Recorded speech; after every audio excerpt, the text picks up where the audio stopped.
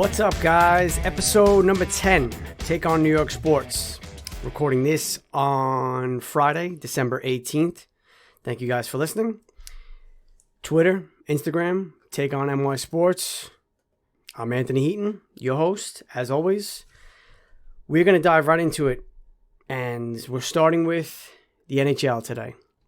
Henrik Lundqvist. Sad. Very sad.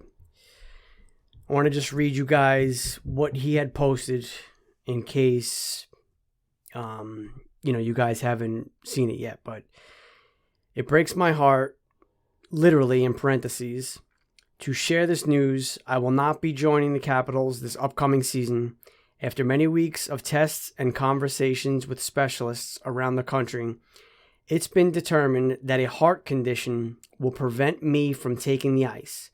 Together, we have decided that the risk of playing before remedying my condition is too high. So I will spend the coming months figuring out the best course of action. Then he just goes on to say, how appreciative he is of the opportunity to play in DC. He was really excited. But yeah. So Henrik Lundqvist gets bought out by the Rangers, signs the 1-year deal with the Capitals, and now he's going to miss the season. Obviously, selfishly, as most Ranger fans, they are, not happy because of the condition he has. But, maybe we never get to see him play for another team. Again, selfishly, and most important is his health. That goes, without saying. But selfishly, it's, it might be nice where maybe he just rides off into the sunset. Maybe we get to sign him on a 1-day contract, something like that. He could fill in, play the last couple minutes of a game for us, something. But right now, he's doing the right thing, obviously, and everybody supports him. Health is number one. Hockey is just, that's the fun. But the heart condition, that's real life. And, whether you're a Ranger fan or not, you have to respect this guy. Everything he's done and just the person he is on and off the ice. He does so much stuff with charity and he's just, it's hard to see this happen to a guy like him.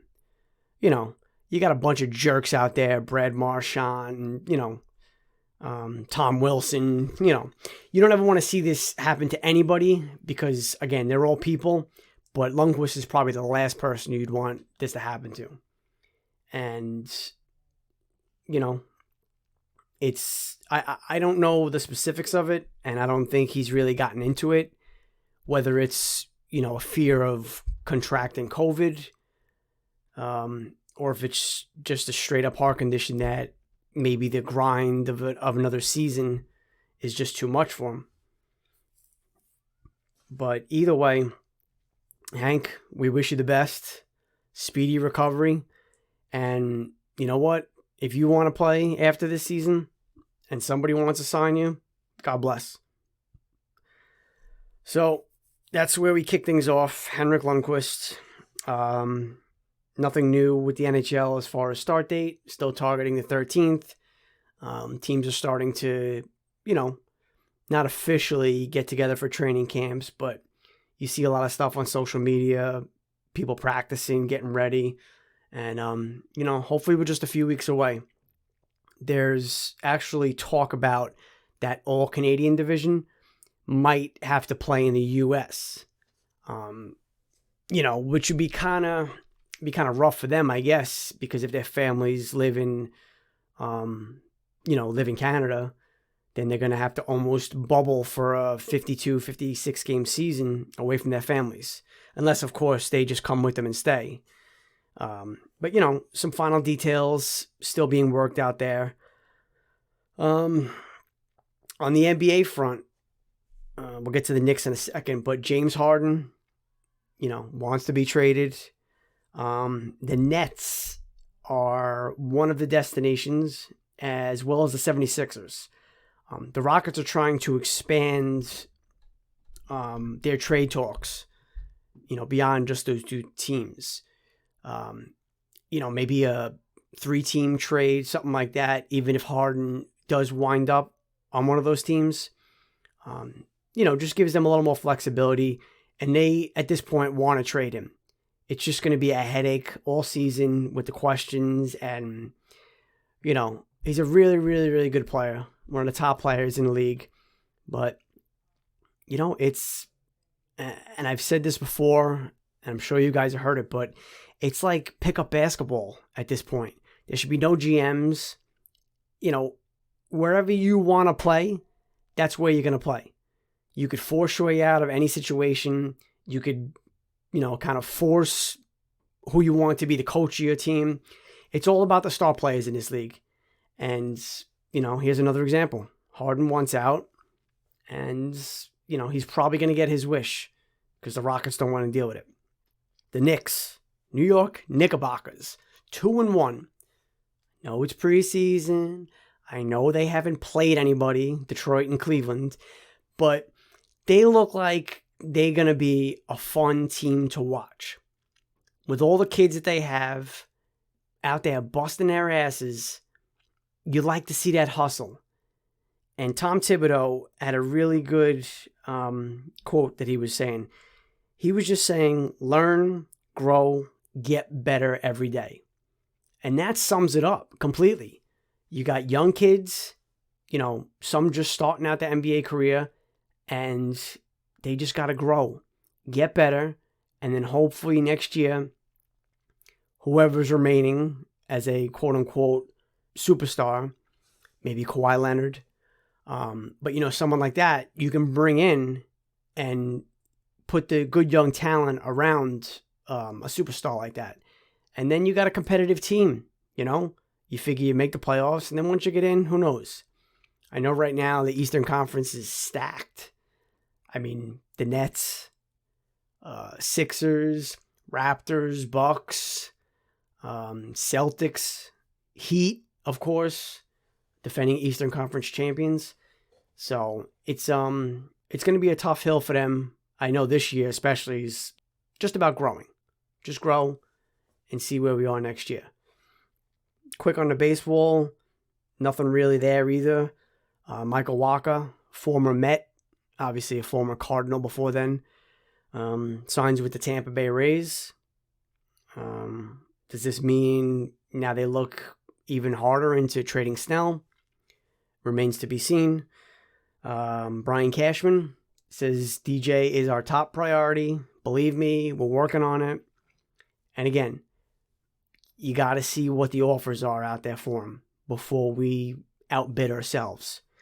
He also says, and this I found very interesting, Brett Gardner and Masahiro Tanaka are on the Yankees' radar. Tanaka, it makes sense. You bring him back. Would we sign him? A 7-year contract, I think, when he first posted and we got him. And he was great. He pitched very well, some big innings for us. But Gardner, I don't know. I get the veteran presence of him. And, he's been a very good Yankee too. Always healthy. He hustles every at-bat, every play in the field. But we have no room. Straight up. Because you got Judge in right field, hopefully healthy. You got Hicks signed for another, 5 years, 6 years? I think it was a 7-year deal, $70 million. You got him in center. And then you better have Clint Frazier in left field. Unless he's part of a trade package for a big-time player. But that's the outfield you want to see. And you have Talkman still, who basically can be your fourth outfielder at this point. He could play any of the outfield positions, and that kind of leaves Gardner as a, and again, I know injuries and everything, but, if we're trying to watch the payroll, even though Cashman says they plan on having the highest payroll, right at that $210 million mark. To give Gardner a couple million, you just gave him the buyout, obviously. Does that really make sense? And Cashman actually also said he's gotten a lot of calls and a lot of interest on Mike Tauchman. So maybe he figures I can trade Tauchman, bring Gardner back on the cheap, and then Gardy's our fourth outfielder. Which, if that's the case, okay, a couple million, I'll bring Gardner back. Love Gardy. No complaints there. My only issue is just Clint Frazier. He's got to play. The kid's got to play every day. All right, changing gears, wrap things up with the NFL. Giants, Cleveland, the game was flexed to Sunday night. They're probably regretting that now, with Daniel Jones now having an injury on both legs. Besides the quad, he has an ankle sprain, I think. It's not a high ankle sprain, so that's good. But we saw last week, guys, 0 rushing attempts. And without that part of his game, he's just not the same quarterback. You know, the defense knows, hey, he's dropping back, he's going to throw. That's it. You know, they can play their linebackers back a little deeper. They don't have to, blitz as much and try and cover the hole. So that's, and he's listed as questionable, but I don't know. I doubt he's going to play. I really do. And with the way he played last week on one leg, now he's basically on no legs. It's, you might as well start McCoy and hope for the best. Another big player missing is James Bradbury. Now, he's on the COVID list. He didn't test positive, but I believe he was around someone or a group of people, like a high-risk area, whatever it was. So he's out for this game as well. And he's been our, maybe our best defensive player. Maybe Leonard Williams, you say. Bradbury, definitely our best in the secondary. Jabril Peppers, right there as well. But he's going to be out for the game. And our wonderful offensive coordinator, Jason Garrett, he's got COVID. He actually did test positive. So the one and only, the great, the legendary Freddie Kitchens. I think he's he's our tight ends coach or something. But yeah, he's going to be doing the play calling. He's talking about a revenge game against Cleveland. You remember he was the head coach there for not very long. So that's where the Giants are, and it doesn't look good. I know Washington's playing Seattle, so you figure hopefully Seattle can trip them up. But the game's in Washington. I don't know what that means this year, but Washington's been playing better. And I believe, though, Alex Smith is not going to play. So that could be beneficial. If the Giants can steal this game somehow and Washington can lose, we're right back in first with 2 games left. And that's what we need to hope for right now. Drew Brees will play against the Chiefs, Sean Payton has said. So that's going to be a really exciting game to watch. Basically, 2 best teams in the league, you want to say? I know Pittsburgh's right there, even though they're kind of falling off a little bit. The Jets, I don't know. We'll jump into the picks real quick because we'll start with them. I was actually 2-1 last week again, so I'm back to 500, 6-6 overall. I lost with the Giants, as we know. I won with the Jets, the Jet game, I should say, because I took Seattle. And they were laying 13.5, and as we know, they won by 37. And I also won with the Titans. They beat up the Jaguars. So this week, we're going to go with the Jets and the Rams. The Jets are on the road, and the Rams are laying 17 points. I know the Rams have been playing a lot better lately. I know the Jets are, well, the Jets. I'm going to take the Jets this week, though. And 17 points is a big number. I know 13.5 was a big number last week, and we saw what happened with Seattle. But I think the Jets, let's say they'll keep it close. And by close, I mean 2 touchdowns. Is that too much to ask? So my first pick is going to be the Jets, getting 17. And then Cleveland and the Giants. Giants home. Giants getting 6.5 points. I hate to do this, but I have to take Cleveland. I think Cleveland winning by a touchdown, at least, is very feasible, especially because we don't know who's quarterbacking for us. And even if it is Jones, he's both of his legs beat up. So I will take the Baker Mayfield Cleveland Browns going into MetLife Stadium and beating the Giants. And the last game, I'm going to take a Saturday game because now at the end of the season, we're starting to roll those Saturday games in. I will take the Buffalo Bills in Denver, and Buffalo is getting 5 points. Denver is getting 5 points. Buffalo's legit, man.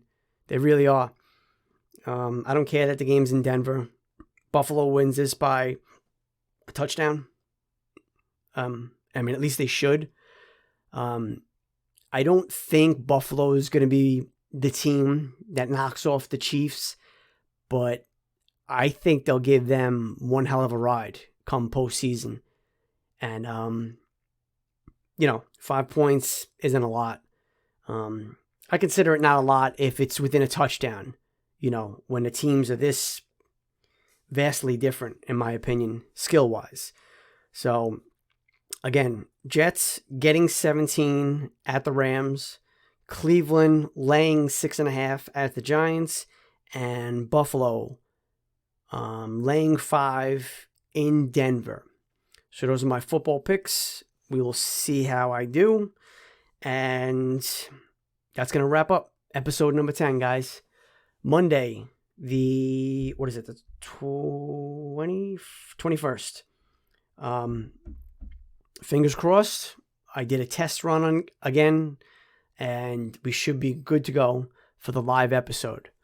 So, like I keep telling you, download Podbean, free app, make a free account, follow the show, and get ready to call in, participate, rip the Giants if they lose. Any Jet fans out there, there'll be plenty to rip, as we know. The Henrik Lundqvist fans out there, NHL fans, I know you guys probably have a lot to talk about. So yeah, Twitter, Instagram, Take On NY Sports, the website, takeonnysports.com. Follow me, subscribe to the YouTube page. And as always, guys, be well.